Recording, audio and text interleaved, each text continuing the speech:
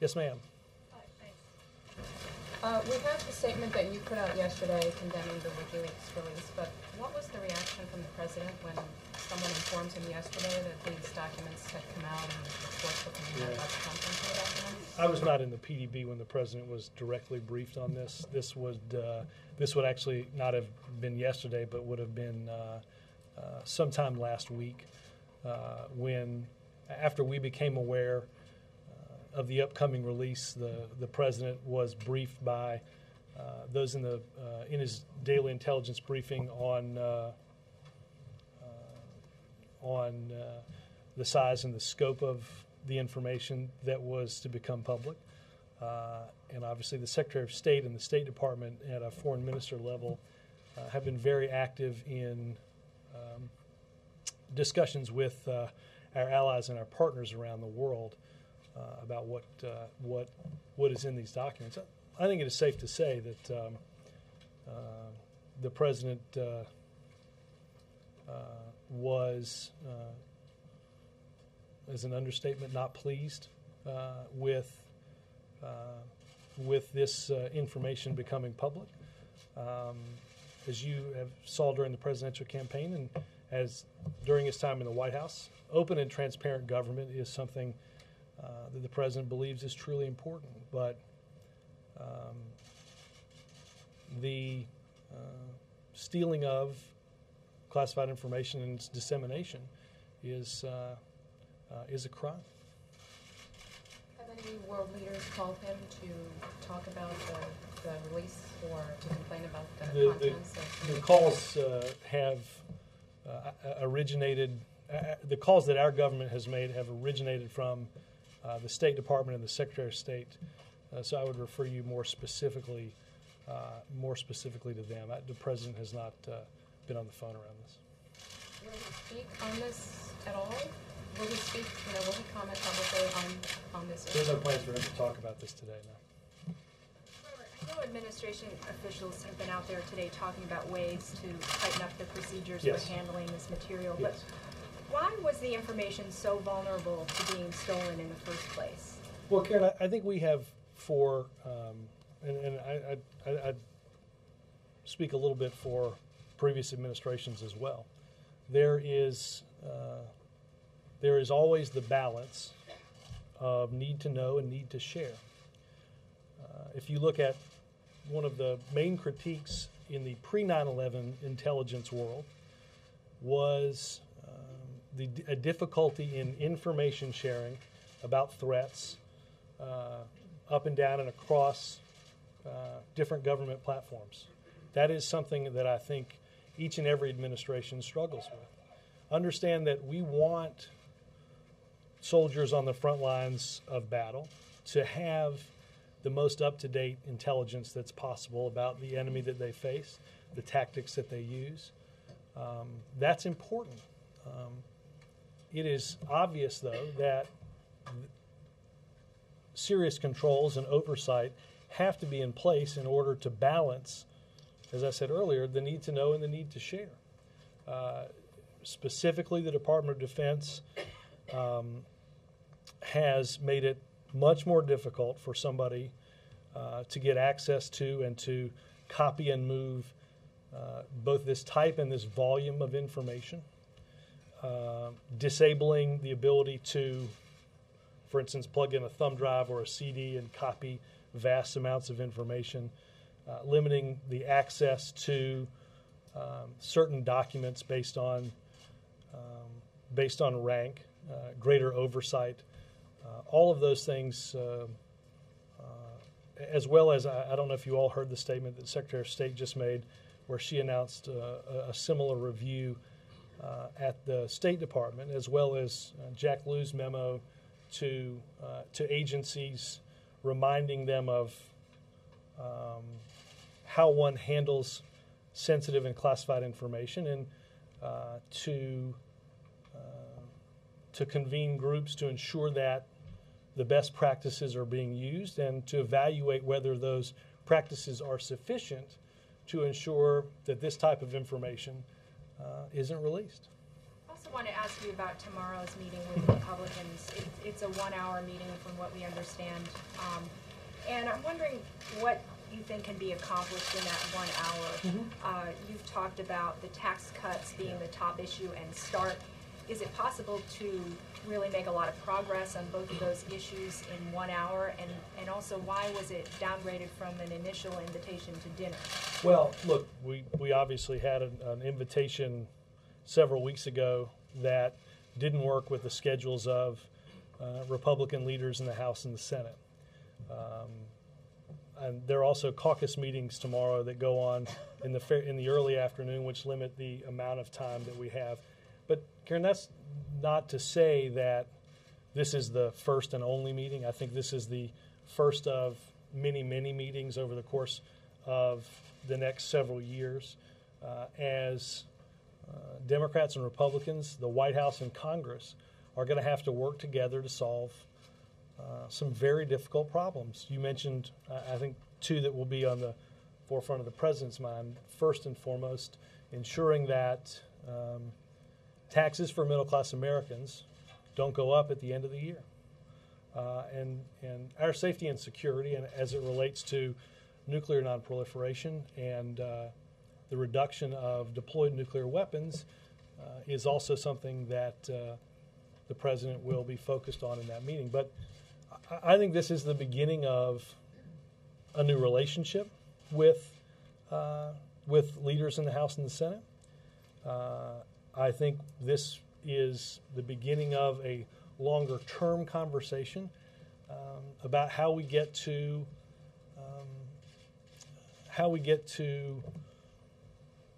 compromises on issues that we know are important for the American people. Specifically on the tax cuts, though, do you expect there to be tangible progress? Do you expect there to be again, some I think this is the beginning of a conversation. I don't think this will be the last conversation that this group has on taxes this year. The president is clear, and I think many are clear, that we have to address this problem before the end of the year. We've got the expiring Bush tax cuts. You've got AMT tax relief. You've got a host of other things like unemployment insurance that's going to expire later this week, which we have to address, some obviously in the short term and some certainly in the medium term, if you assume that medium term means before the end of the year. I think this is an ongoing conversation, certainly not the last. Jake? Is the president worried because of the WikiLeaks disclosure that other countries will no longer be candid with American diplomats? And is the president worried that countries like Yemen or the Gulf states will now be forced into a position where they are publicly not cooperating with American efforts, either against AQAP in Yemen or against Iran's nuclear program? Well, I think for obvious legal reasons, I don't want to get into the specifics of these purported cables. I will say that while and you've heard the statement that we released from me yesterday, the segment from the Secretary of State and from our ambassador at the United Nations, obviously a breach of these type of discussions is decidedly not good. That does not, however, change the fact that we have a series of problems that have to be addressed on the world stage, and that it is hard to imagine progress on those issues without American leadership moving those forward. You mentioned Iran, and I think it's important to let's focus on that for a second. Iran is not a threat because we have said to other countries it is a threat and you should treat it as such. I think it is obvious that countries throughout the world, countries in North America, countries in Europe, countries in the Middle East, all understand the threat that a nuclear Iran poses. Again, not because we said it was a threat, but because they recognize, either for regional stability or overall global stability, that dealing with their pursuit of a nuclear weapons program is of grave concern, not just to us, but also to them. I do not believe that the release of these documents impacts our ability to conduct a foreign policy that moves our interests forward and addresses both regional and global concerns about the issues that threaten this world. Is the administration considering taking legal action against WikiLeaks itself? I would say two things. Obviously, there is an ongoing criminal investigation about the stealing of and the dissemination of sensitive and classified information. Secondly, I know the administration, or I should say administration-wide, we are looking at a whole host of things, and I wouldn't rule anything out. And can I ask a question Sure. about the spending freeze? Does the president believe... The pay freeze. Pay freeze, I'm Yeah. sorry. Does the president believe that the size of the federal government is too big? Well, let me say this, Jake, that we're in the process of putting together and ultimately releasing early next year a budget for the next fiscal year, and which lays out several fiscal years beyond that. We have taken steps to, as you heard the president mention today, cut programs that are unnecessary and unwise, and believes that we have to continue to do that. Our government should be lean and efficient, and the actions that the president outlined today and the actions that he has outlined in both previous budgets and in future budgets will meet that test. But doesn't the president believe that you can't really get a hold of the deficit or the debt unless you actually start making cuts in programs that are necessary and wise? I don't think I think there's a whole host of decisions, as you heard the president say, that are going to have to be made in the next year or 2 years or 3 years to address a problem that took us many years to get into. Jake, I think, the president did not say today that this action alone will solve our deficit problems. There are a series of actions alone that won't solve our deficit problems, but we have to make a series of collective but very difficult decisions to get our fiscal house in order. Obviously, the Deficit and Debt Commission will come back later this week, and the president will get a chance to, and the team here, to evaluate where we are in that process as we create a budget going forward. Yes, sir. You call the leak of this classified information not good, but how does the White House view it? Is it more of a headache than it is anything of a serious nature? Well, then I don't. I think obviously it is a very serious. It's a serious crime first and foremost. It is. It's a. I don't think anybody would stand here and tell you this isn't a concern about security. This is a concern that, as you heard the Secretary of State discuss, some of this information could contain names of people that are working with our government to help on issues like human rights, on issues of democracy, in places where those aren't so easy to work on. Again, I don't think anybody would stand up here and tell you that this isn't a serious concern. At the same time, I do not believe I do not believe it does, and I do not believe we could ever afford to let it greatly impact our ability to pursue a foreign policy that's in our interest and in the interest of the world. And I think we have touched on and we have talked about several issues: counterterrorism, the spread of nuclear weapons, a whole host of things that demand our attention, demand our engagement, and will continue to receive it. These documents also purport to highlight discussions about North Korea, the collapse of North Korea, reunification of the peninsula. How do you think this kind of information could impact the tense situation in that region now? I'm going to break these issues slightly apart, obviously, for the first reason, Dan. In order to handle sensitive and classified information in this government, I've got to sign an oath. There's a safe in my office. in the event that I keep any of that information. I'm not going to break the law and discuss openly what may or may not be in sensitive or classified cables. We are working. There have been meetings throughout the weekend, meetings again here today, to discuss the ongoing situation on the Korean Peninsula. We continue to urge China to use its influence and persuasion with the North Koreans to address their behavior and to address the serious problems that arose last week.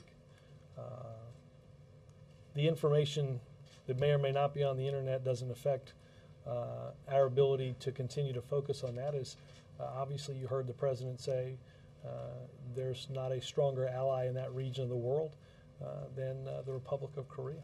Just one more question on the meeting tomorrow. You talked about this being the beginning of a new relationship with Congress and Republicans in particular. What makes you, what gives you the confidence that at some point soon down the road you'll be, I guess, holding hands in bipartisanship when you haven't been able to accomplish that to any great success over the last 2 years? I will say this, Dan. We can take this in sort of two tranches. One, you've got between now and the end of the year, when we know the biggest issues is the economy and tax cuts. We're going to have to come to an agreement on that, or taxes for the middle class are going to go up. Something the president absolutely doesn't want to see. And if others in Congress don't want to see that, then we're going to be forced to make a series of decisions that prevent that from happening.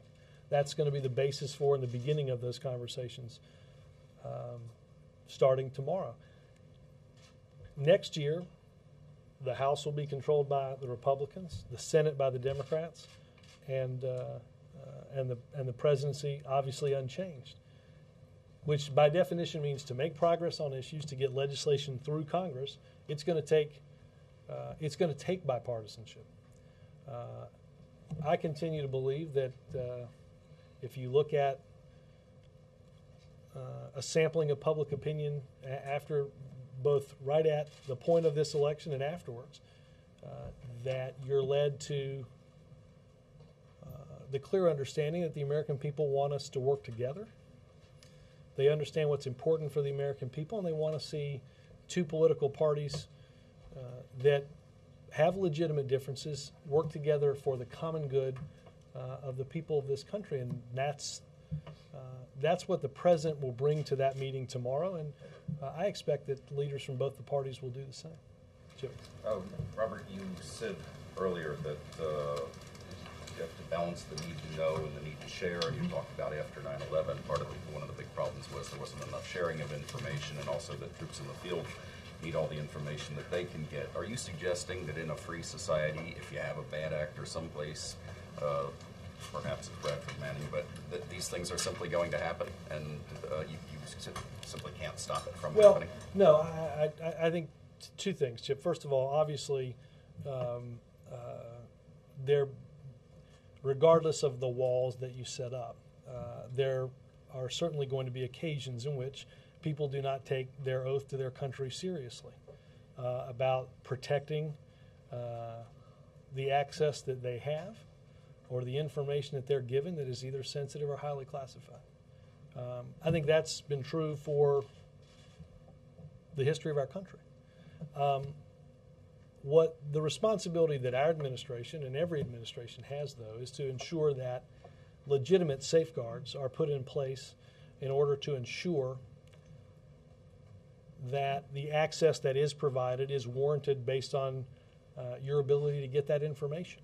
And what's your ability to take that information off of a website and copy it, or copy it thousands, tens of thousands, or hundreds of thousands of times? I think those are the types of things that can, should, and must be put in place to ensure that while there is access for information for those decision makers and soldiers and such that need it, while ensuring some protection for the public good. You also said earlier that the president is not making any calls. The calls are being made at state, but a lot of these leaks have to pertain directly to leaders. Right. Putin and Berlusconi, for example, and Medvedev and Sarkozy and King Abdullah. Isn't he going to have to address them directly, personally, at some point? I don't doubt that. Look, first and foremost, I think what is being conveyed by the Secretary of State and by those at the State Department are directly the messages from the President of the United States. They are his partners in carrying out our country's foreign policy. And I don't doubt that if world leaders are here or if he has occasion to speak to them, that he won't reassure our partners and our allies of our common goals, our common security, and our common efforts to seek both of those. But I was just simply saying, Chip, that the President has not, up to this point, made a series of proactive calls. Those calls are being handled at state. Also, would it be fair to say that, not that you're downplaying the story exactly, but you're not using words like outrage. You're using words like the president was not pleased, this release is not good. Well, yes, I think at one of those I said that I thought this was a pretty broad understatement. Look, I think if you look what would be the non-understatement? I think that this is a serious violation of the law. This is a serious threat to individuals that both carry out and assist in our foreign policy. And I'm not here to downplay the overall seriousness of information that, again, is classified for a reason. But I'm also, Chip, here to say that the problems that the world has, be they countries that seek nuclear weapons, be they non-state actors that seek to do our country and other countries in the world harm, that simply the release of these documents does not change our posture and our effort in seeking to contain that terrorist threat, in seeking to continue to make progress on non-proliferation, to address the threat that those countries pose that seek nuclear weapons outside of the responsibilities that they have signed up for. We will continue to, and our diplomats who do great work all over this world, will continue to work each and every day to further the interest of this country, to further the interest of our people, and to further the interests of global security. Robert, is there some thought that the president doesn't want to speak about WikiLeaks publicly, perhaps because you don't want to elevate the leaker, you don't want to elevate WikiLeaks itself, or perhaps even inspire a potential future leaker by making this a bigger deal? Well, Mike, I think this is a sufficiently big enough deal that that the president has been briefed on this. It has been a cause and concern for many here at the White House over the past many days. It's garnered the attention of both the State Department and the Defense Department. I think it's suffice to say, I think this administration thinks it's a big deal. But I mean, you don't want to inspire more leaks by making it even more famous by having the President of the United States come out and speak. I think there's probably less strategery around that than you might think. You talked a little bit about the need to know, need to share. Is something like WikiLeaks the unfortunate outgrowth of a need to share intelligence culture? I think we should be clear here. WikiLeaks and people that disseminate information to people like this are criminals, first and foremost. And I think that needs to be clear. We balance, as I said, and you mentioned back to me, the need to share and the need to know because they're important. Again, we want to ensure that a patrol in Afghanistan has the very best intelligence, the very up-to-date operational knowledge for what they're walking into. but I do not think that we should. This is not.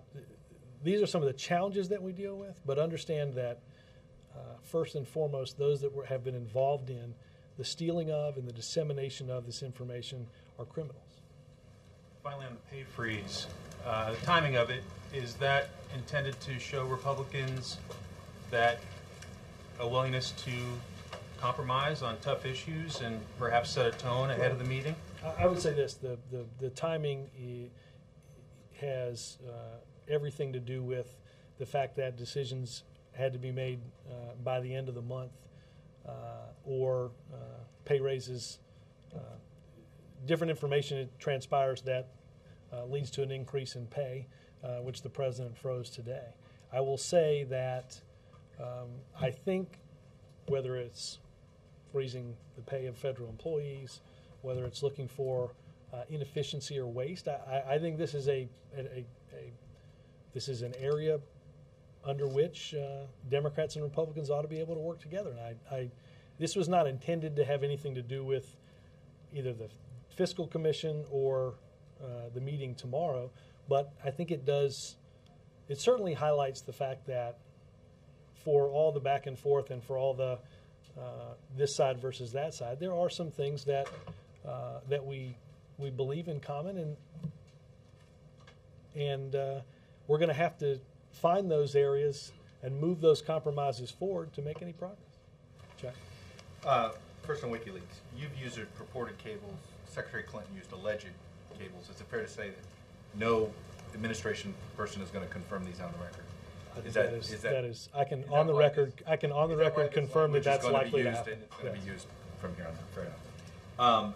You seem to imply, and maybe I misheard, that the leaks were a threat to national security, but that it would not impact foreign policy. Well, I said it is a threat to. It's a threat to those that are mentioned in the cables. There's a security breach involved. Again, I think I'd point you to the. I guess I want you to go to the second Secretary part, of which State's- is this idea that it won't impact foreign policy. Well, again, I'd use the example of. I'll use the example of Iran. Again, they're a threat to our security. They're a threat to Middle East stability. They're a threat to countries throughout the world, not because our diplomat told some other country's diplomat, hey, Iran is a threat. Iran is a threat because of their pursuit of not a peaceful nuclear power program, but an illicit nuclear weapons program. Those are common interests that we share in ensuring that a country like that doesn't have the ability to make progress on that program. On what? On the cables about Yemen? Again, I'm not at liberty to legally discuss. About Iran on this. So saying that this is not, the cables are proof that this is not a U.S. Iran is I think you can look at your outlet or almost any outlet in this room and figure out that there is a common concern about nuclear proliferation in Iran. I can discuss Iran and the threat that it poses without ever talking about purported cables. But I guess to go back, not impacting foreign policy, WikiLeaks is going to damage our foreign policy with our interactions with the country of Yemen, is it not? I will say that without, again, getting into the specifics of Yemen, that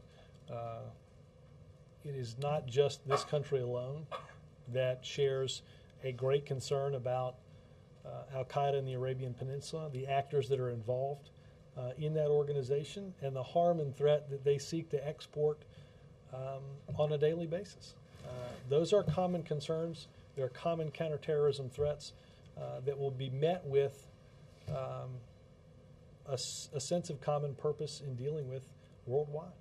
Did the president know about the State Department approved or some purported or alleged State Department approved spying on United Nations individuals? I think I addressed that earlier, and I would point you to what Susan Rice said, that our diplomats are diplomats.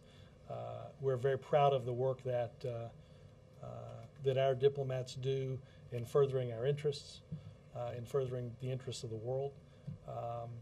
and I'd leave it at that. So there's no other, should there be an investigation, or are you guys going to be looking into any of it? I don't have Can I do one question on tomorrow's meeting? Yep. The Republicans seem to have a negotiating stance on the Bush-era tax cuts.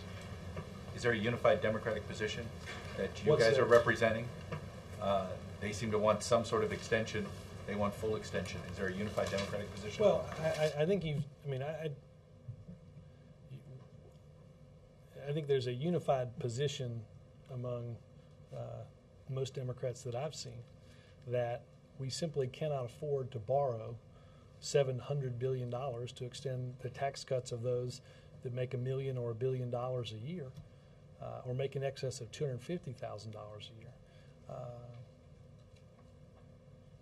We can't have an honest discussion about our debts and our deficits without understanding what those decisions mean in the short term and in the long term. In the short term, the president's position, and I think the position of those in Congress is, the Democrats in Congress is, we need to ensure for the American people in the middle class that their taxes is not going up. Their taxes are not going up at the end of this year. And the president strongly believes that this is a perfect time to make permanent for the middle class those tax cuts. That's what the president will discuss tomorrow, and I think if there's agreement on that, that seems like something that we can move forward. Can we expect some sort of tax deal tomorrow, or no, I will say this. Tomorrow, first conversation, you expect more meetings? I got to say, this is not. I do not expect a summit where. I think there's. I think that. Well, I know, much to your chagrin. No, again, I think this is the beginning of the conversation. I do not expect that we'll come out after an hour and a half and have full agreement on this. I think I hope there's agreement on the notion of how important it is to get this done by the end of the year. Jonathan? On the pay freeze, I know you were saying, and earlier Mr. Zion said that this was driven by this deadline by the end of this month. But Mr. Obama, the president, said that my hope is that starting today we can begin a bipartisan conversation about our future, as if this was an opening gesture in the conversation. I think what he was referring to is what I referred to a few moments ago, and that is, I think that if you laid out ideas, you would see some commonality I think prior to, or including today, you've seen commonality on each side of the aisle in freezing the pay of federal employees. I don't doubt that there are other issues, and the president hopes there are more issues that we can find common agreement on. Again, the decision that was announced today was not driven by, as I said a minute ago, either the meeting on Tuesday or the Fiscal Commission's report on Wednesday. It was due to a series of deadlines that you mentioned. My question is, why does the president, he did this with offshore oil drilling too, why does the president go out and set and make these proposals at a podium instead of behind closed doors with your political adversaries in a negotiating position where you might be able to get something in return? What is the president getting in return by making this gesture? I think $2 billion in savings next year and $28 billion over 5. And he does not think that Democrats should try to actually extract some concessions from Republicans when he makes moves that anger the left, because he has angered the left. Jonathan, I think on a daily basis we anger many people. That comes with the job of governing. The president makes a series of decisions that he thinks are in the best interest of the country, and I think, as he said today, not focused on the next election, but focused on the next generation. That's why the president made the decision that he made with the deadline that we had, not as a bargaining chip or a bargaining tool, but because it was the right thing to do. How's the president going to prioritize the issues that he wants action on tomorrow? Is he going to try to seize the moment, the agenda on what he wants done in what order? Is it mainly dictated by the clock and these things that the tax cuts that expire? Well, I would say that I think the first two issues that the president will speak on, and I don't, we'll have a sense of, we'll give you a sense of what they talked about fully tomorrow after the meeting. But I think, again, the economy and taxes are probably the number, is without a doubt the number one issue, and a reduction in deployed nuclear weapons through passage of the New START treaty is, I think, would be second. Is he going to suggest having these meetings at regular intervals as he did after he took office and it never happened? Well, we have had fairly regular meetings this past year. I don't want to get ahead of what he might say tomorrow, but I think it's suffice to say that, as I said earlier, this is the beginning of a new relationship that we have to get. We have to make work on both sides for the American people. So I think this will be something that the president and leaders on both sides spend a lot of time on in the next couple of years. Robert, can you talk about the president's meeting with Mike Duke of Walmart today? And did he solicit Mr. Duke's thoughts on an NEC director? I don't know on the latter. I can certainly check on the specifics of. Look, this is part of a series of ongoing meetings that the president's had for the past many, many months, and will continue to have to solicit the ideas of some of the nation's largest employers in ensuring our continued economic recovery. I don't have a readout of the exact set of issues that they spoke of, but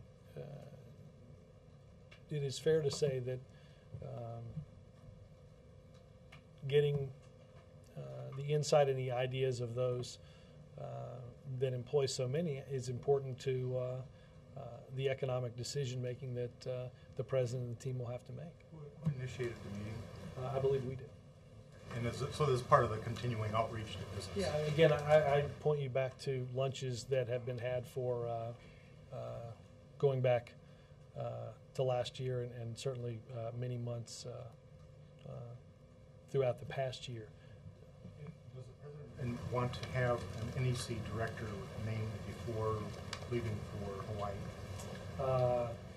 The president, president is in the process of looking at and interviewing candidates and wants one as soon as possible. I certainly think it is.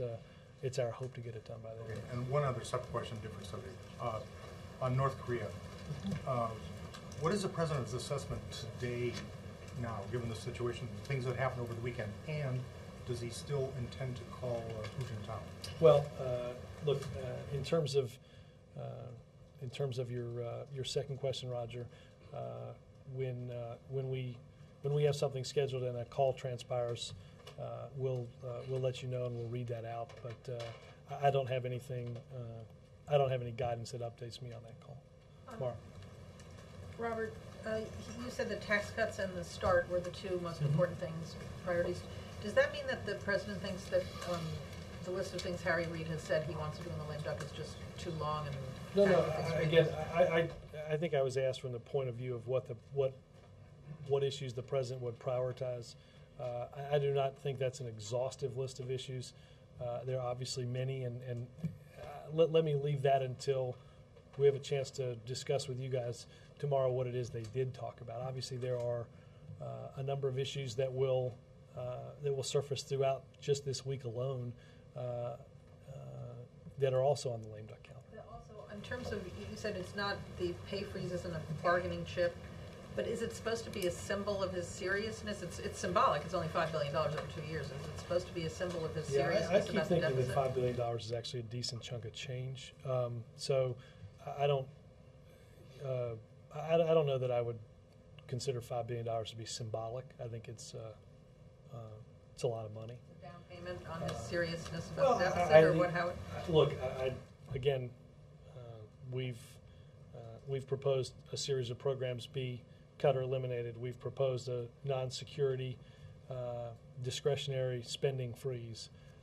freezing pay. I think all of these are emblematic of the steps that we have to take in order to get our fiscal house in order. I would also point to the fact that what the Medicare trustees said healthcare reform does in terms of over the course of the next 2 decades getting our fiscal house in order. That's a lot of money. That is anything but symbolic. Those are substantial changes that add life to the Medicare trust fund. One last question on the Deficit Commission. Assuming that they don't get 14 of 18 votes, how will you and how do you think we should evaluate the results? In other words, if they get only 5 votes, does that mean that there's no hope for this, or is 10 votes more important? How are you going to look let at me that? not prognosticate that on a Monday for a Wednesday release. I think we'll have some time to talk about that as the report is released later this week. Barry? I follow what Mara's saying. I mean, you said it's not an exhaustive list of priorities for the lame duck, but what Senator Kyle and some others say is that to get, for instance, START done, you're going to need a substantial amount of time on the floor, and therefore you're going to have to prioritize that over other things that, for instance, Senator has said he wants to do. I mean, at what point is the president going to weigh in and say, I really want to get the START treaty, it means we're not going to be able to say, do Dream Act or Don't Act, Don't Tell, or something else that we want to do? Peter, I don't think the president believes that, going back to the bargaining chip question, I don't think we're, I think there's an importance on getting a lot of these things done. Again, there's a survey that will be released tomorrow by the Pentagon on Don't Ask, Don't Tell. Obviously, the DREAM Act is a priority of this president's. But at the same time, I don't think that, first and foremost, I don't think that we've had 18 hearings in the Senate on START. This was a treaty that was agreed to in April, and there have been countless briefings up on Capitol Hill about where we stand on this. We're happy to dedicate the serious and requisite amount of time to debate this and to have it voted on. But I think if you look at the issue of something like taxes, I don't think this is going to be resolved I don't think this is going to be resolved by Thursday or Friday. I think this is going to take some time, and I think by definition, the Senate and the House are going to be in town, and we'll have plenty of time to act on a whole host of priorities for the American people. Can I ask on China? China was saying that they wanted to have emergency consultations on North Korea. What's that's? Well, again, I think I'd refer you largely to what the president said in Seoul a few weeks ago about the six-party talks.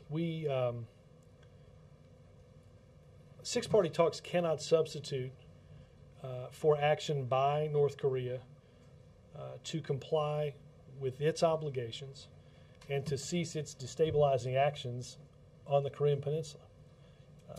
To use a phrase we've used in other talks, these are not talks for talking's sake. These are these have to be met with a seriousness of all those involved about making progress on an issue. We continue, as I said earlier, to call on China to urge North Korea to stop the destabilization. But I think there has to be a seriousness on the part of the North Koreans to get back to these talks. Are emergency consultations then fine but inadequate, or actually not fine because it substitutes for? Well, again, I think that I think the president has conferred with a number of our allies and partners. He'll continue to do so. I do not think that, though, the six-party talks, without an understanding and agreement from the North Koreans to both end their behavior as they exhibited last week, but also to come to the table with a seriousness of purpose on the denuclearization issue. Without that seriousness of purpose, they're just a PR activity. The United States and a host of others, I don't think, are interested in stabilizing the region through a series of PR activities. So what would have to be done to show that it's less than? I think the North Koreans need to demonstrate a seriousness of purpose in ending their aggressive behavior, and also let the world know they're serious about coming to the table and living up to the obligations that that they signed up for, but then walked away from.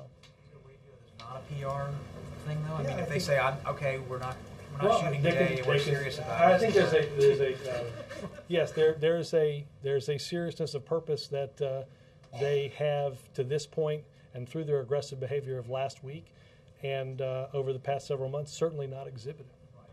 How you demonstrate the opposite of that? Well, I that's well within their power to do. Christy, how was your weekend?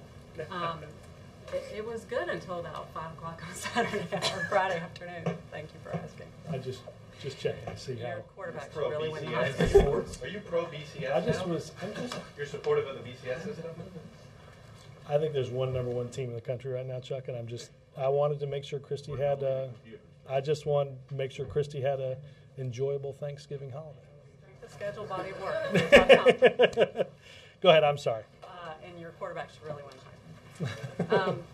Back on the leaked cables, is the U.S. considering moving anyone out of the field out of concern for their safety, either U.S. someone part of the diplomatic corps or people who have cooperated with the U.S.? I would point you over to the State Department on the specifics of that answer. And also, in terms of conversations that are taking place between this government and foreign governments, can you say anything about how other countries have reacted to this?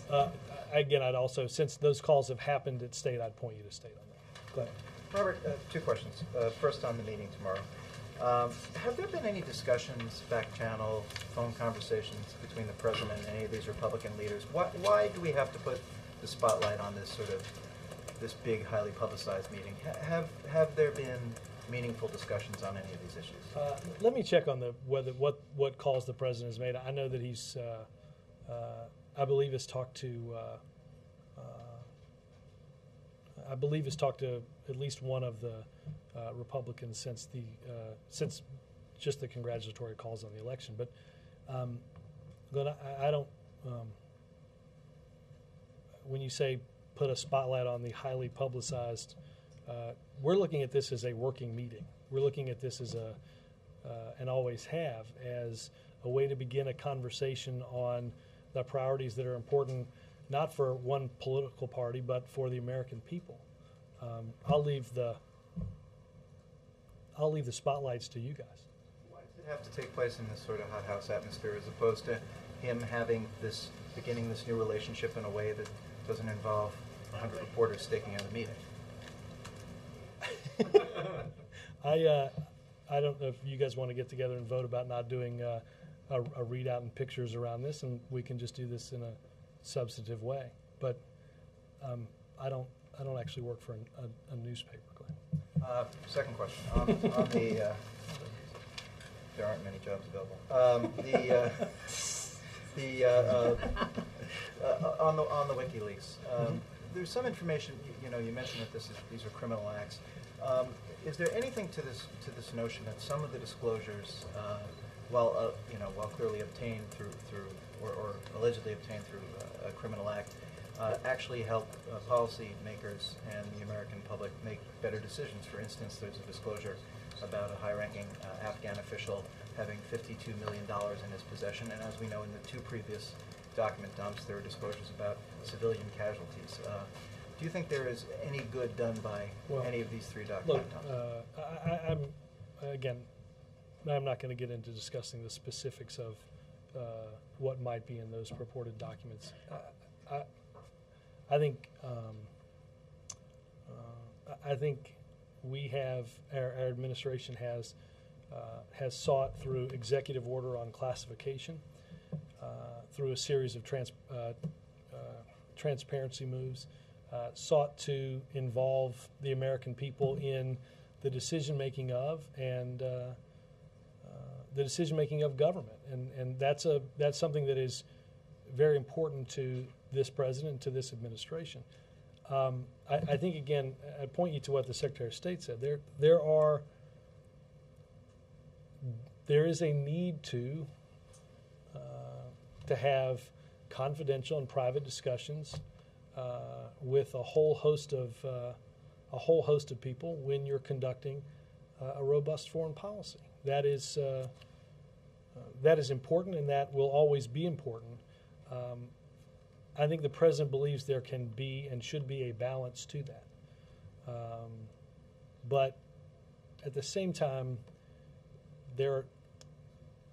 documents are classified a certain way based on the information that is in them, and there are very specific rules and laws that have to be followed in handling that information and disseminating and talking about it. And those are laws that everybody is compelled to and should follow. Yes, sir.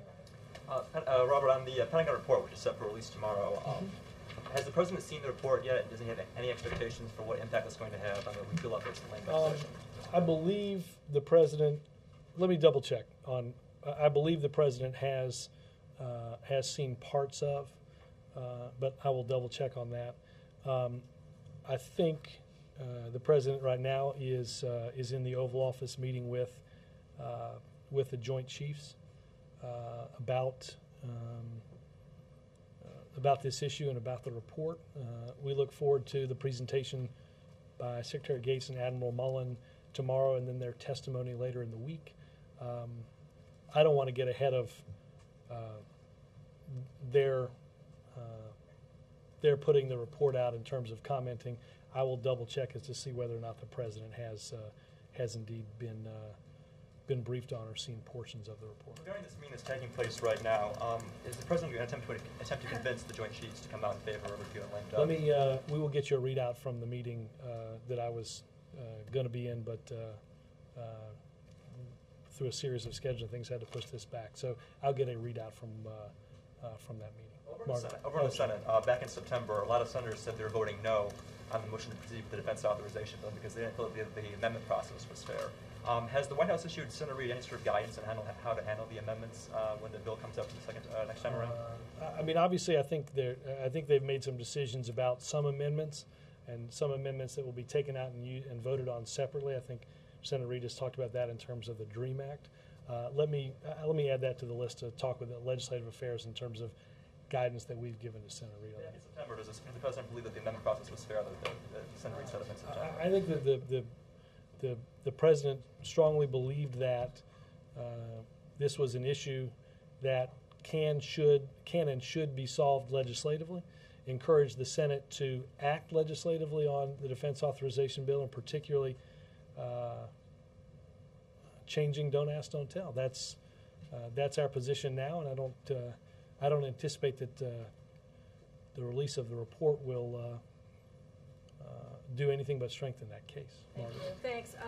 So beyond the guidance we got from the Pentagon yesterday on classified information and sharing information and stuff, are there any additional executive orders or memoranda that President Obama has signed while in office that are now in and of themselves going to be rescinded, tweaked, looked at?